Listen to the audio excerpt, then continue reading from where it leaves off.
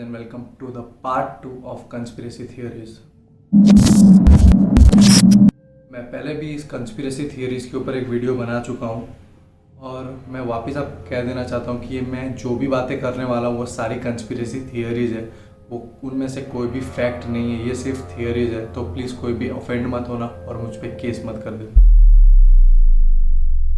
तो आज इस वीडियो में हम 3 इंडियन कंस्पिरेसी थियरीज के बारे में बात करने वाले हैं, जिनमें से पहली कंस्पिरेसी थियरी ये होगी कि कैसे हमारा एक फेवरेट सिंगर सेटेनिज्म फॉलो करता है या फिर सेटेनिक है। और दूसरी कंस्पिरेसी थियरी है ये कि गली बॉय मूवी जो रैपिंग पे थी उसको प्रमोट करने के लिए क्या क्या किया गया था। और तीसरी कंस्पिरेसी थियरी ये है कि कैसे हमारी पॉलिटिकल पार्टीज हमारे मीडिया न्यूज़ चैनल्स को कंट्रोल कर रही है।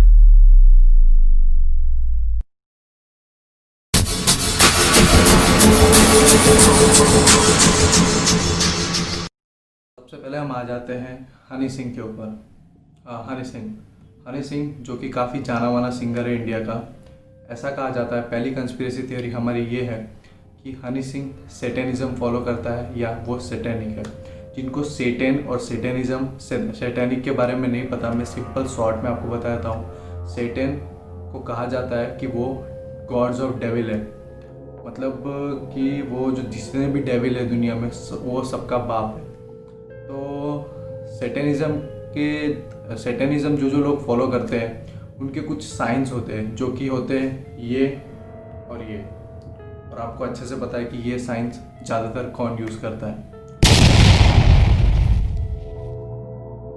तो हनी सिंह सेटेनिज्म है, इसका एक और मैं आपको प्रूफ दे सकता हूँ। प्रूफ नहीं, थियरी है ये वैसे तो। कुछ टाइम पहले हनी सिंह का एक गाना आया था जिसका नाम था सेटेन। और इंडिया में लोगों को सेटेन और सेटेनिज्म के बारे में बिल्कुल नहीं पता, इसलिए लोग उस गाने को सतन बोल रहे थे।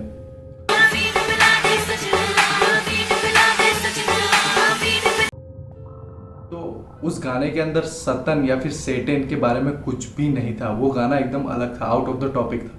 तो उस गाने का नाम सेटेन या सतन क्यों रखा गया, तो मैं आपको बताता हूँ ऐसा क्यों रखा गया। क्योंकि सेटेन जो होता है वो थोड़ा कम पावरफुल होता है, तो क्योंकि उसके मेंबर्स कम होते हैं। तो जो उनके मेंबर्स होते हैं वो चाहते हैं कि वो ज़्यादा से ज़्यादा मेंबर्स अपने ग्रुप में ज्वाइन करवा सके, ज़्यादा से ज़्यादा लोगों को सेटेनिज्म के बारे में बता सके या फिर उनको सेटेन की पूजा करने को कह सके या फिर सेटेनिज्म फॉलो करने को कह सके।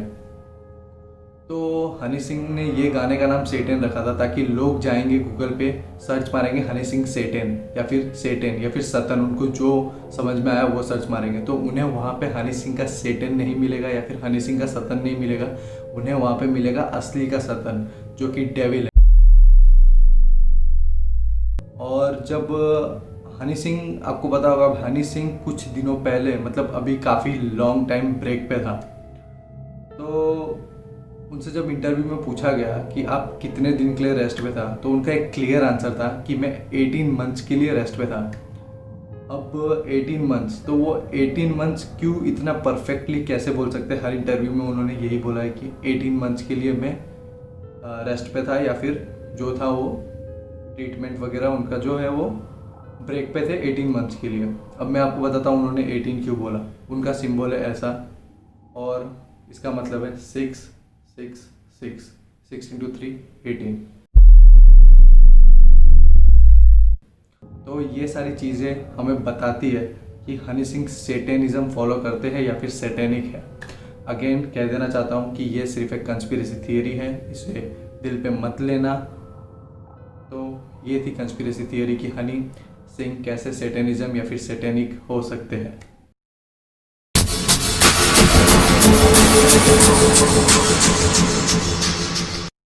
तो आ जाते हैं हम हमारी दूसरी कंस्पिरेसी थियरी पे। तो कुछ टाइम पहले एक इंटरव्यू में रफ्तार को अंडरग्राउंड म्यूज़िक या फिर अंडरग्राउंड रैपिंग के बारे में पूछा गया था, तो उन्होंने कुछ ऐसा कहा था। और हमारे सीन का हाल तू समझता है, रैपर्स पैसा कमा पा रहे हैं, be honest with me. Underground anyway जो है वो अपनी तरफ से सब लगा हुआ है, कर रहा है, but he is not earning right now. वो जब बहुत सारा अपना खड़ा कर लेगा, एक एम्पायर होएगा, तो उसको शूज के मिलेंगे। डिवाइन कर रहा है बिकॉज उस पे मूवी बन रही है, सब कुछ हो रहा है, पर उसकी हार्ड वर्क की वजह से वो पोजीशन क्यों नहीं है बोलो की? That was my question. जिसकी वजह से एमिवे जो था, जिनके बारे में उन्होंने कहा था, वो थोड़ा गुस्सा हो गए थे, जो कि मुझे पर्सनली नहीं लगता कि उन्होंने कुछ बुरा बोला था या फिर कुछ ऐसा बोला था जिससे ऑफेंड हुआ जा सके। तो वो गुस्सा हो गए और उन्होंने उनके खिलाफ एक डिस ट्रैक निकाल दिया। अबे मेरे माँ बाप नहीं बोलते पैसा दे घर पे, तू काहे को टेंशन ले रहा तेरे सर पे। अब कंस्पिरेसी ये है कि ये जो डिस्ट्रैक्ट हुए थे इन दोनों के बीच में, रफ्तार और एमिवे के बीच में, ये गली बॉय को प्रमोट करने के लिए इंटेंशनली किया गया था।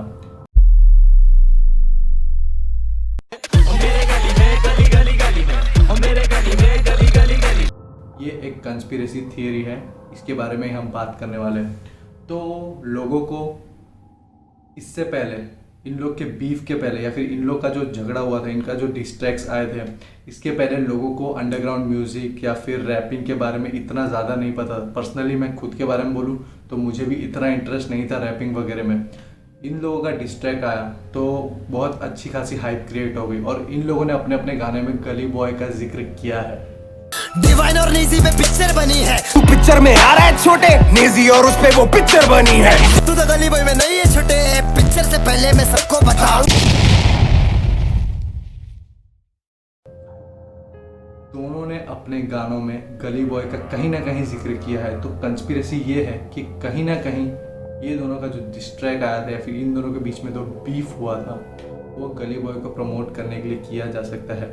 जैसे कि डिवाइन रफ्तार का फ्रेंड है और एमिवे तो खुद इस मूवी में भी है, तो कहीं ना कहीं गली बॉय को प्रमोट करने के लिए इन दोनों ने पर्सनली में कुछ किया हो। ये सिर्फ एक कंस्पिरेसी थियरी है, इसको मैं नहीं बोल रहा, ये सिर्फ एक कंस्पिरेसी थियरी है, ये फैक्ट नहीं है, तो प्लीज़ इसको सीरियस मत लेना। कुछ भी हो, इन लोगों ने काफ़ी अच्छे सॉन्ग्स निकाले थे और काफ़ी मज़ा आया था।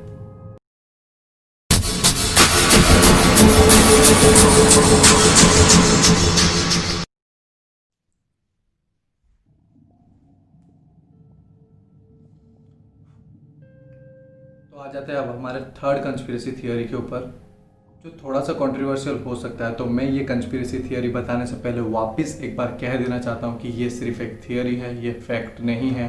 तो दिल पे प्लीज़ मत लेना, क्योंकि कुछ लोग ये कंस्पिरेसी थियरी सुन के ऑफेंड हो सकते हैं। तो कंस्पिरेसी थियरी ये है कि कैसे हमारी जो पॉलिटिकल पार्टीज़ है वो हमारे न्यूज़ चैनल्स पे कंट्रोल करती है। अभी जो इंडिया में जो पॉलिटिकल पार्टी पावर में है वो है बीजेपी। तो कंस्पिरेसी थियरी ये है कि इंडिया टीवी पे कुछ टाइम पहले 9 बजे एक शो आता था जिसका नाम था मास्टर स्ट्रोक, और उसमें वो लोग एकदम सच्ची, एकदम प्योर न्यूज़ बताते हैं। नमस्कार, मैं हूँ पुण्य प्रसून वाजपेयी। तो मोदी जी ने एक बार किसी गांव में वीडियो कॉल पे चैट की थी और एक लेडी को उन्होंने पूछा था कि क्या हमारी सरकार आने के बाद आपको कुछ फ़ायदा हुआ है, किसानों को कुछ फ़ायदा हुआ है। तो उस टाइम उस लेडी ने बोला था कि हाँ, हमारा जो इनकम है, हमारा जो सैलरी है वो डबल हो चुका है। और पहले की तुलना में आय कितनी बढ़ गई आपकी? अभी 2 गुनी हो गई है सर। अच्छा, और जो महिलाएं आपके साथ काम कर रही है उनकी आय भी बढ़ गई होगी? जी सर। और फिर ये जो मास्टर स्ट्रोक है जो इंडिया टीवी पे आता था, ये मास्टर स्ट्रोक वाले उसी गांव में गए, इनके जो रिपोर्टर्स है वो उस गांव में गए, और जब इन्होंने वहाँ पे जाके पर्सनली सबसे इंटरव्यू लिया तो बात कुछ और निकली। कि जो दिल्ली से जो टीम आया था उसको बताया गया था कि इस टाइप को आपको बताना है, उस टाइप की वो महिला बताई है। लेकिन सच्चाई में जो महिला, जो चंद्रमणि कौशिक जी ने जो कृषि में डबल गुण जो फायदा बताई है, वो देखने में नजर नहीं आ रहा है। वहाँ की जो लेडी थी उन्होंने बोला कि फ़ायदा तो क्या, जो उन्होंने इन्वेस्ट किया था वो भी उन्हें वापस नहीं मिला। समूह की अन्य महिलाएं आरोप लगा रही हैं कि उन्हें पैसा नहीं मिल रहा है। 6,000 रुपये जमा की हैं, 4,000 रुपये मिला है, उसकी क्या सच्चाई है? 12 लोग की कमाई में फिर क्या सच्चाई है उसकी?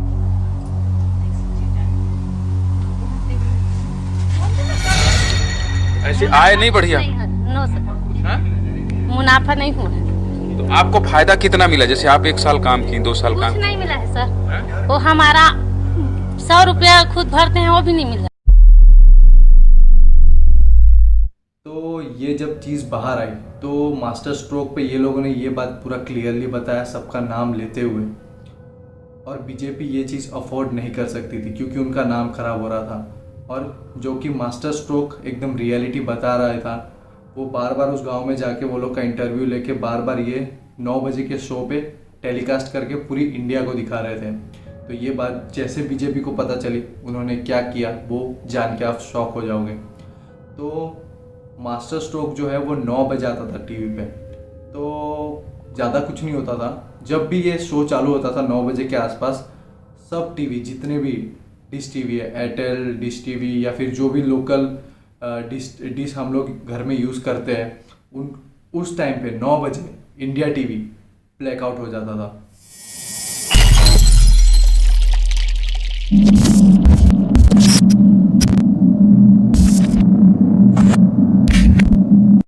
सिर्फ और सिर्फ वो न्यूज़ चैनल ब्लैकआउट हो जाता था। लोगों ने इस चीज़ के बारे में कंप्लेन भी की, लेकिन कुछ नहीं हुआ। ये चीज़ मतलब 9 बजे जब वो मास्टर स्ट्रोक वाला शो आता था तब वो ब्लैकआउट हो जाता था, और फिर कुछ दिनों बाद मास्टर स्ट्रोक का शो बंद हो गया।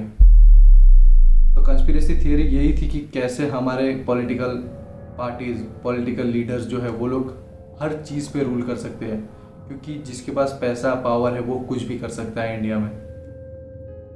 तो अगेन मैं कह देना चाहता हूँ कि ये जो थियरी मैंने बताई, ये सिर्फ एक कंस्पिरेसी थियरी है, सिर्फ और सिर्फ एक थियरी है, इसमें कोई भी फैक्ट नहीं है। तो प्लीज़ मुझे कॉल करके गाली मत दो। तो ये था हमारा कंस्पिरेसी थियरी का पार्ट 2, जिसमें मैंने ज़्यादा कंस्पिरेसी थियरीज कवर नहीं की, सिर्फ 3 की। अगर आपको ये वीडियो अच्छी लगी हो और ऐसी कंस्पिरेसी और थी तो मुझे कमेंट में बताना, मैं पार्ट 3 ले आऊँगा। और ऐसी थोड़ी कंट्रोवर्शियल कंस्पिरेसी थियरीज मेरे पास है जो मैं आपके साथ शेयर कर सकता हूँ। अगर आपको इंटरेस्ट है कंस्पिरेसी थियरीज में या फिर ये वीडियो अच्छा लगा तो कमेंट करके मुझे बताओ, मैं बना दूंगा। थैंक यू, मिलते हैं नेक्स्ट वीडियो में, बाय।